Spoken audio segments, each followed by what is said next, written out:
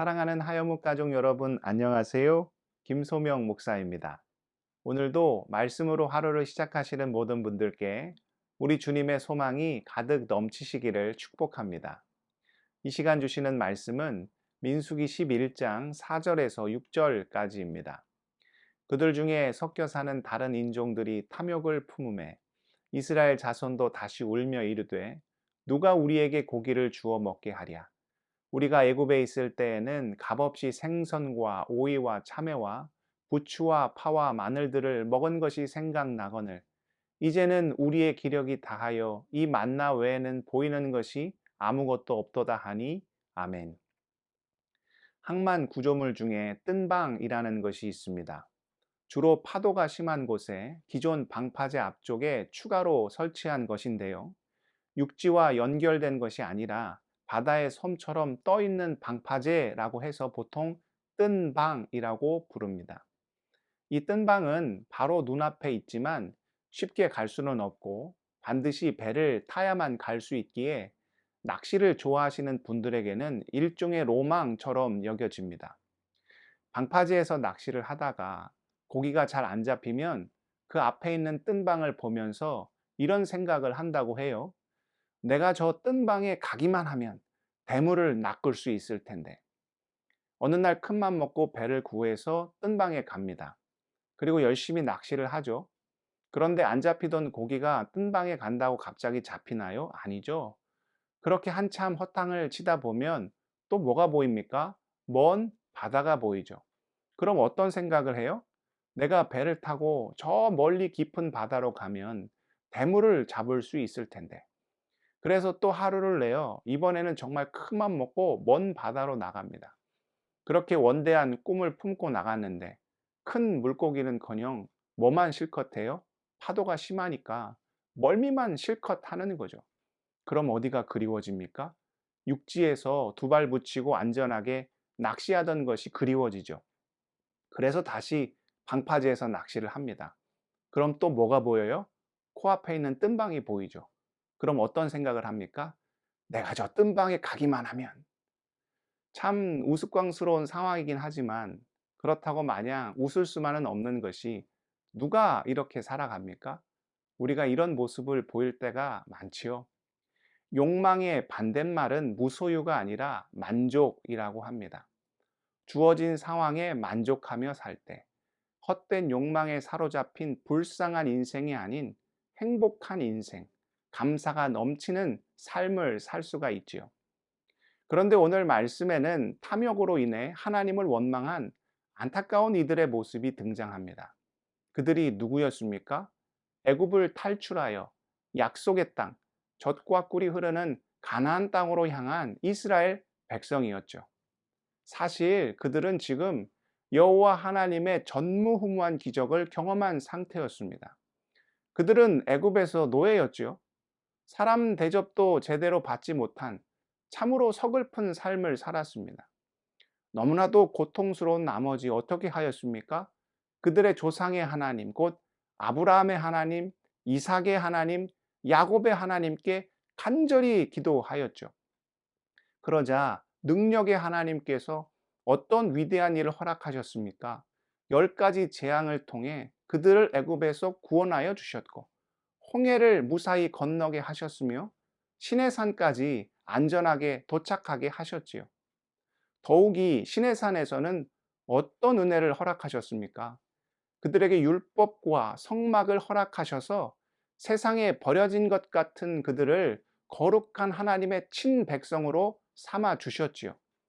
이보다 더 큰 은혜와 사랑이 어디에 있을 수 있겠습니까?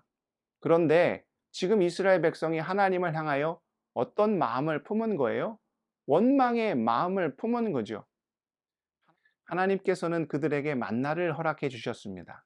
그들은 그것을 가지고 맷돌에 갈기도 하고 절구에 찌기도 하고 또 가마솥에 삶기도 하여 부족함 없이 배불리 먹었지요. 그런데 왜 불평한 것입니까? 오늘 말씀을 보면 하나님께서 만나 외에 다른 것을 주시지 않았기 때문이라는 거죠. 그들이 주장하기를 애굽에서는 값없이 생선도 먹고 각종 채소도 먹고 다양한 음식들을 맛보았는데 왜 하나님은 그렇게 해 주시지 않느냐는 거죠.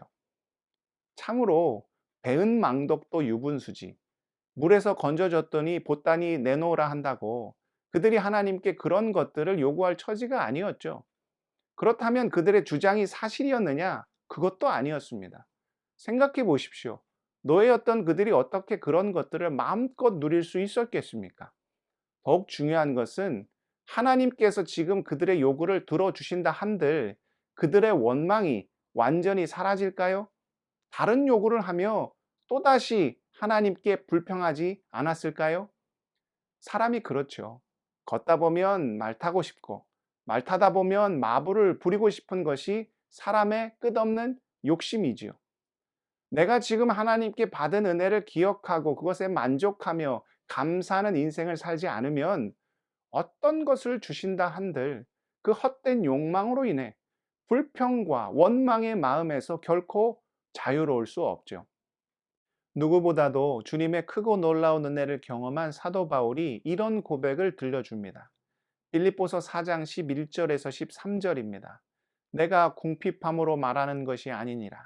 어떠한 형편에든지 나는 자족하기를 배웠노니 나는 비천에 처할 줄도 알고 풍부에 처할 줄도 알아. 모든 일, 곧 배부름과 배고픔과 풍부와 궁핍에도 처할 줄 아는 일체의 비결을 배웠노라. 내게 능력 주시는 자 안에서 내가 모든 것을 할 수 있느니라. 사도 바울이 전도 여행을 다닐 때 넉넉한 가운데 사역을 감당한 것이 아니죠. 물질적으로도 넉넉지 않았을 뿐더러 처음 가본 길이니 어디에 도시가 있고 어디에 사람들이 있고 어디에 먹을 것이 있는지 전혀 알지 못하였죠. 노숙이 일상이었고 밥을 굶는 것을 밥 먹듯 하였을 것입니다. 그런 그가 어떤 고백을 들려줍니까?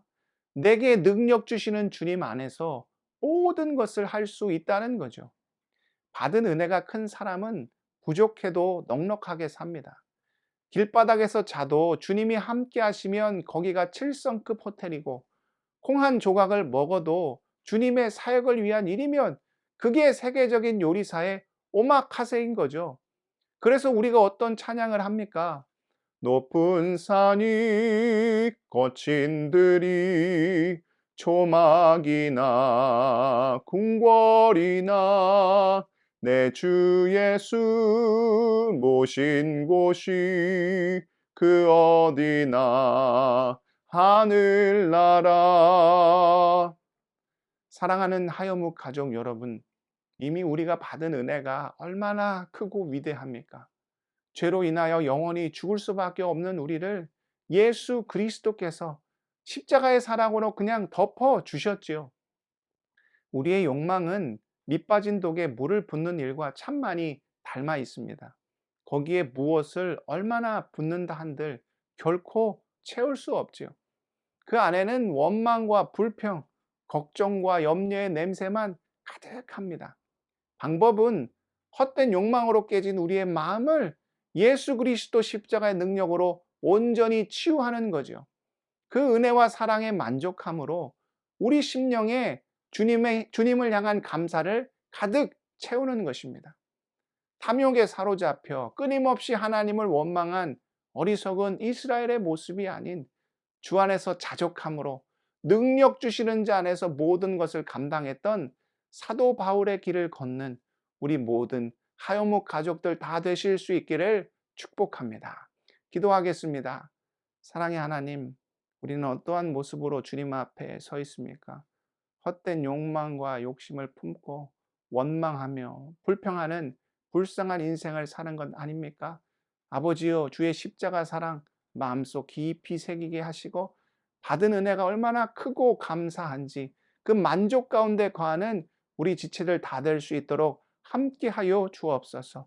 무엇보다 어려움에 빠져 있는 많은 지체들이 있습니다. 자녀의 문제로, 가정의 문제로, 일터의 문제로, 물질의 문제로, 비즈니스의 문제로, 신분의 문제로 오주여 감당할 수 없는 인생의 고난과 고통 가운데 있는 아버지와 자녀들 불쌍히 여겨주셔서 주의 능력 더하여 주시고 감당할 수 있게 하여 주시며 그것을 이기며 승리하며 주님께 찬양과 영광 올려드리는 귀한 삶 살 수 있도록 우리 모든 지체들 긍휼히 여겨주시고 불쌍히 여겨 주옵소서.